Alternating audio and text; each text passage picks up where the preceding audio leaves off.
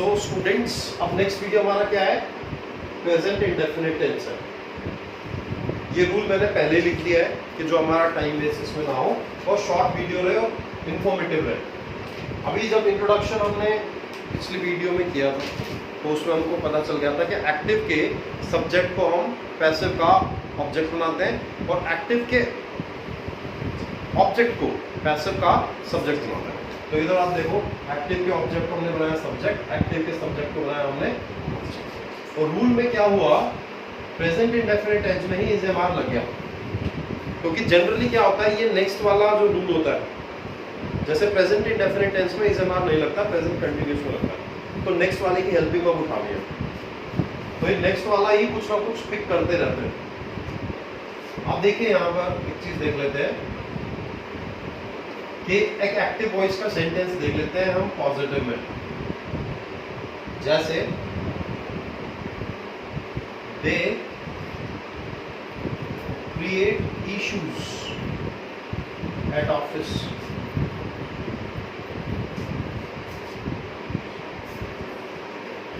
हमको कुछ नहीं करना, कुछ भी नहीं करना, सिंपल सा फॉर्मूला है जो पहले सिखाया था कि आप बस अंडरलाइन कर लो क्या सब्जेक्ट है, क्या वर्ब है, क्या ऑब्जेक्ट है और क्या एक्स्ट्रास है। हमको मिल गया एक्टिव का ऑब्जेक्ट, तो ऑब्जेक्ट से हमें क्या बनाना है? सब्जेक्ट। तो हमने इश्यूज को एज इट इज इश्यूज लिख दिया, क्योंकि ये कोई प्रोनाउन नहीं है तो चेंज नहीं किया हमने। इश्यूज, अब हमको ये देखना है कि इज़ेमार कैसे लगेगा। सिखाया हुआ इज़ेमार के रूल, बट फिर भी बता देता हूँ कि अगर सब्जेक्ट सिंगुलर है तो उसके साथ में इज, अगर प्लूरल है तो आर और आई है तो एम। अब इश्यूज के साथ क्योंकि प्लूरल है इश्यूज तो आर लग जाएगा, ठीक है। सिंपल सा, कुछ नहीं करेंगे उसमें, आर पिक कर दिया हमने।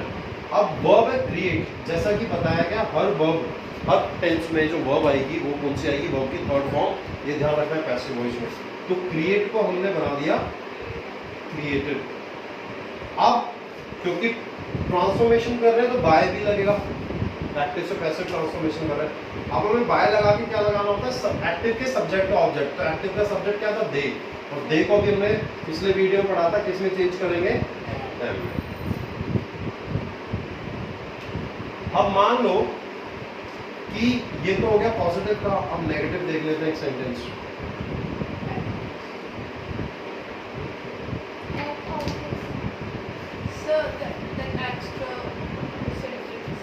अच्छा, इसमें एक चीज ये देखें, एक्स्ट्रा जो है वो एट ऑफिस। वो आप लोगों को ये मेन ये जो ट्रांसफॉर्मेशन है ये समझाने के लिए, क्योंकि जो एक्स्ट्रा है वो तो लास्ट में रहेगा ही रहेगा, उसका कोई रेलेवेंस नहीं है। उसका रेलेवेंस सिर्फ इतना है, सेंटेंस जो हम ट्रांसफॉर्म कर रहे हैं वो अधूरा न छूटे। Raju does not like us।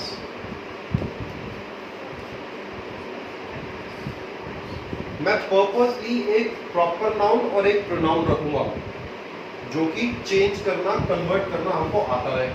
ये हमारा हो गया सब्जेक्ट, ये हमारा हो गया ऑब्जेक्ट, ये हमारी होगी हेल्पिंग वर्ब और ये हो गई वर्ब। तो हेल्पिंग वर्ब का तो यहाँ कोई रेलेवेंस नहीं है ट्रांसफॉर्मेशन करने में, क्योंकि हेल्पिंग वर्ब वही आएगी जो पैसिव वॉइस के रूल में दे रखे हैं। तो हमने ऑब्जेक्ट जो था उसको हमने बनाया बी, वी के साथ हम लगाते हैं आर, और नेगेटिव में नॉट आएगा इसके तुरंत बाद, यानी वर्ब से पहले। और वर्ब क्या है? लाइक। लाइक को बना दिया हमने लाइक। अब फिर क्या आता है? बाय। इसके बाद हमें एक्टिव के सब्जेक्ट का ऑब्जेक्ट बनाना। सब्जेक्ट राजू है तो राजू का एज इट इज राजू आ जाएगा, क्योंकि प्रॉपर नाउन है। फिर बोल रहा हूँ प्रॉपर नाउन चेंज नहीं होगी, वो सब्जेक्ट में जैसे लिखी थी वैसे ऑब्जेक्ट में आ जाएगी। लेकिन अगर प्रोनाउन है तो वो चेंज होंगे, क्योंकि प्रोनाउन का ऑब्जेक्टिव केस और सब्जेक्टिव केस डिफरेंट होता है। वो मैंने एग्जांपल अभी थोड़ी देर पहले आपको वीडियो में भी दे दिया। अब हम बात करते हैं इंट्रोगेटिव। इंट्रोगेटिव में भी यस नो वाले देख लेते हैं, ठीक है। Does he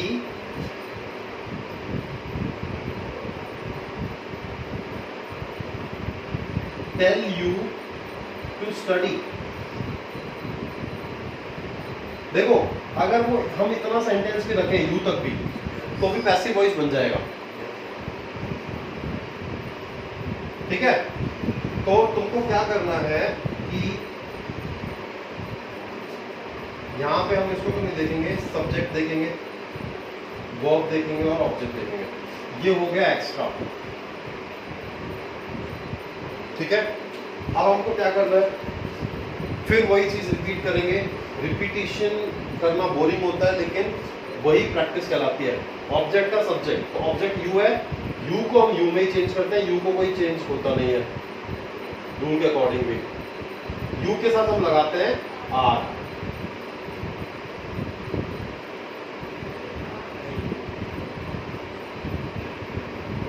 told.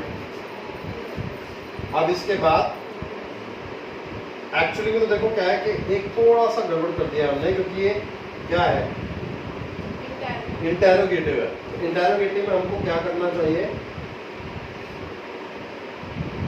हमको हेल्पिंग वर्ब पहले लगानी पड़ेगी। उसके लिए हमको क्या देखना पड़ेगा कि ऑब्जेक्ट है यू, यू के साथ हेल्पिंग वर्ब क्या लगेगी, आर। तो हम आर एग्जैक्टली पिक कर देंगे यहाँ पे।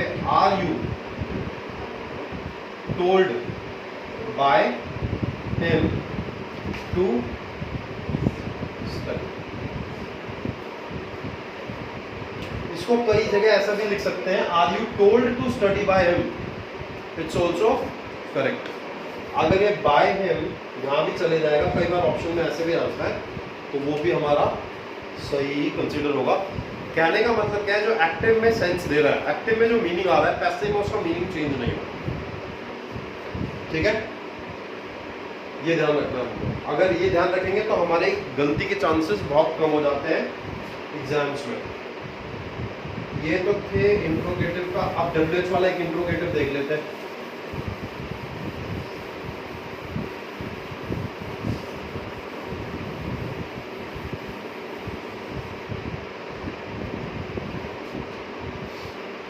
अब अगर डब्ल्यूएच वाला देखें हम, डब्ल्यूएच फैमिली वाला, तो एक हु वाला देखते हैं और एक वट वाला देख लेंगे, क्योंकि हु वाला तो चेंज होगा और वट वाला वट ही रहेगा, या बाकी वाले कैसे सेम रहते हैं वो देख लेते हैं।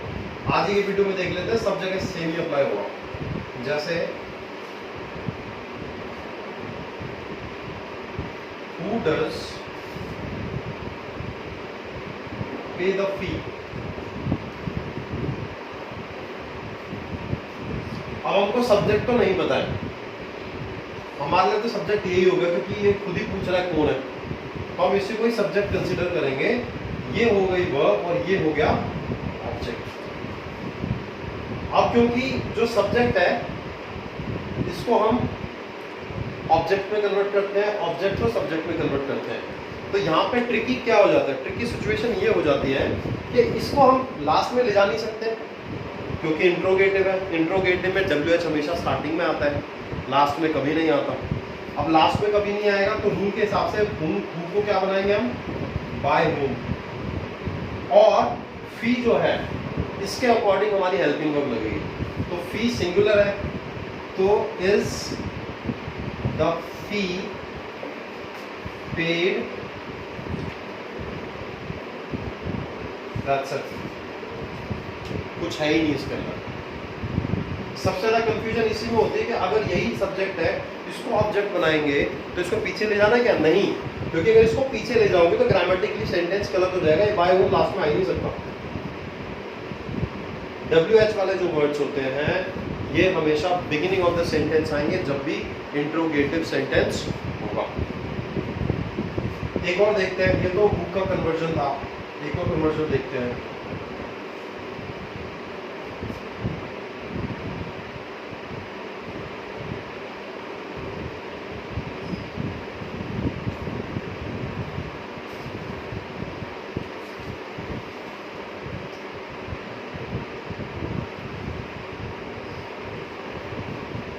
What does he eat in breakfast? मेरे सारे स्टूडेंट्स जो मेरे से पढ़ते हैं वो सबको पता है, जिनको मेरे से क्लास लेते हुए महीने से ऊपर हो गया है, कि ये ब्रेकफास्ट नहीं होता है, इट इज ब्रेकफास्ट। अगर ब्रेक और फास्ट को अलग अलग लिखेंगे तो ब्रेकफास्ट होगा, otherwise it is called as breakfast. Pronunciation is breakfast. ठीक है। अच्छा, इसमें एक चीज़ और है कि आप कहीं फॉरेन में जाते हो ना, बोलते हो गिव मी माई ब्रेकफास्ट, तो वो तुमको ना अलग चले जाएगा दूर होके, क्योंकि तुम उसको बोल रहे हो कि तुम ब्रेक चाह रहे हो, यानी वो तुम्हारे पास घूम रहा है, तुम ब्रेक चाह रहे हो, तुम स्पेस चाह रहे हो, वो निकल जाएगा जल्दी जल्दी। ठीक है, उसका उसका वो ये कभी नहीं समझेगा कि ये तुम ब्रेकफास्ट बोल रहे हो, इट इज ब्रेकफास्ट। अब हम क्या करेंगे, जैसे मैंने बताया WH तो ऐसे कैसे रहेगा। ठीक है, व्हाट इज ईटन,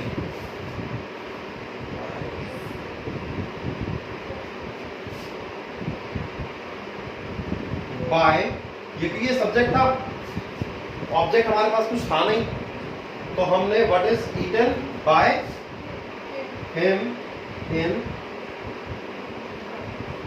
ब्रेकफास्ट। देखो क्या है ना,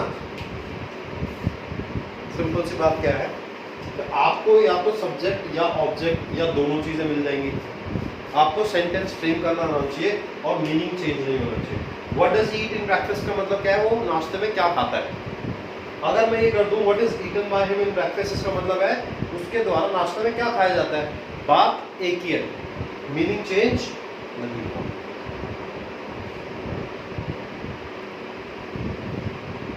क्योंकि अब देखो ईट क्या है, मैंने क्या बताया था, ऑब्जेक्ट ढूंढने का तरीका क्या है। ऑब्जेक्ट ढूंढने का तरीका वर्ब से क्वेश्चन करो। ईट का मतलब क्या, खाना, क्या खाना, वो तो इसके अंदर खुद ही नहीं पता चल रहा क्या खाना है, क्योंकि क्वेश्चन ही क्या है, क्या खाता है। तो इसी वजह से ये एज इट इज यहाँ पे। I hope this is clear to you.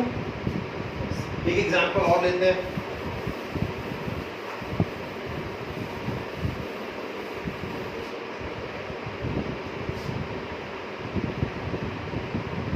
Where does he play chess? वो चेस कहाँ खेलता है।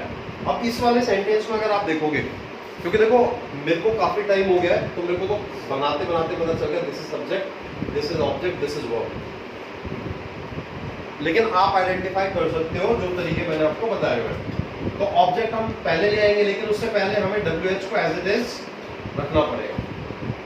ऑब्जेक्ट क्या है हमारा, चेस। तो चेस इज सिंगुलर, तो इसीलिए हमने क्या लगा, इंट्रोगेटिव में हेल्पिंग वर्ब पहले लगती है। वेयर इज चेस, वर्ब क्या है, प्ले, तो हमने प्ले को बनाया प्लेड, और सब्जेक्ट को हमने बनाया ऑब्जेक्ट, और क्योंकि ही है, प्रोनाउन है, तो ही को हमने क्या लिख दिया, बाय, और क्वेश्चन मार्क लगाना। कॉम्पिटेटिव एग्जाम में वो ये भी कर देते हैं कि यही सेंटेंस दो बार देंगे, किसी जगह क्वेश्चन मार्क देंगे, किसी जगह क्वेश्चन मार्क नहीं देंगे। आपने क्वेश्चन मार्क, आपने अगर चारों ऑप्शन ठीक से नहीं पढ़े और बिना क्वेश्चन मार्क को आप पिक कर दिया ये सोच के कि यहाँ तक ठीक है, तो आपका आंसर गलत काउंट में आ जाएगा। ठीक है, तो ये था प्रेजेंट इंडेफिनिट टेंस, जिसमें कि आप ट्रांसफॉर्मेशन कर रहे हैं। क्या कर रहे हैं, ट्रांसफॉर्मेशन। लेकिन अब मैं इसी रूल से आपको बता देता हूं, इस रूल का तो अप्लाई नहीं करेंगे हम, क्योंकि जब हम ट्रांसफॉर्मेशन ना करके हिंदी टू इंग्लिश बना रहे हैं, ठीक है, यानी ट्रांसलेशन कर रहे हैं, ट्रांसफॉर्मेशन नहीं, ट्रांसलेशन कर रहे हैं, उस केस में ये ऑब्जेक्ट का सब्जेक्ट वाला और ये सब का केस खत्म हो जाता है। उस केस में आपको ये चीज की जरूरत नहीं रहती, ये चीज की जरूरत नहीं रहती, तो इसलिए हमने वो मिटा दिया। अब एग्जांपल देखते हैं।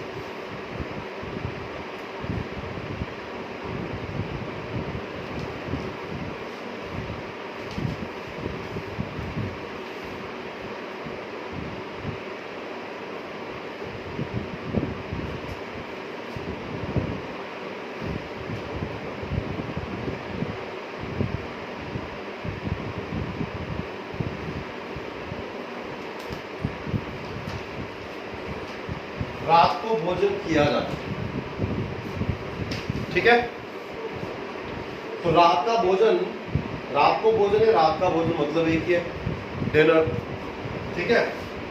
या अगर आप इसको बिल्कुल ऐसे ट्रांसलेट करना चाहते हैं तो क्या बोलोगे, भोजन इज फूड, इज ईटन। किसके द्वारा किया जाता है मेंशन नहीं है, तो हमको लिखना भी नहीं है। रात को बोलेंगे एट नाइट। लेकिन अगर हम इसमें बोल दें राम द्वारा रात को भोजन किया जाता है, अगर हम ऐसा लिख दें तो हमको कुछ नहीं करना है, यहाँ से फुल स्टॉप हटाना है और बाय राम लिख देना है, बाकी एज इट इज सेम रहेगा। ठीक है। जो हिंदी वाले सेंटेंसेस होते हैं, ट्रांसलेशन वाले सेंटेंसेस होते हैं जिसमें हम पैसिव वॉइस बनाते हैं, उसमें द्वारा या तो लिखा रहेगा या छुपा रहेगा कि काम किसके द्वारा हो रहा है, वो छुपा रहेगा लिखा रहेगा। एक इंट्रोगेटिव वाला देख लेते हैं इसके लिए।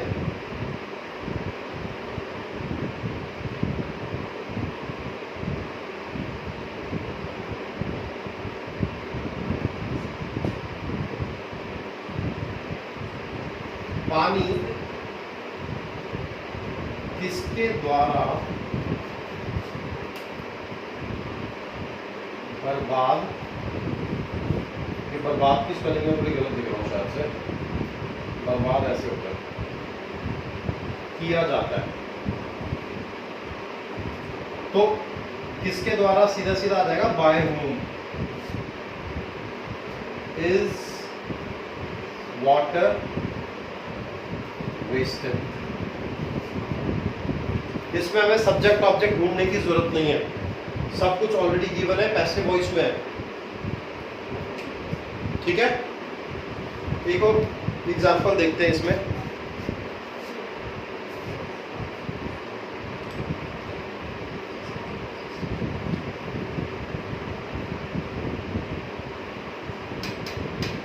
गुजराती लोगों द्वारा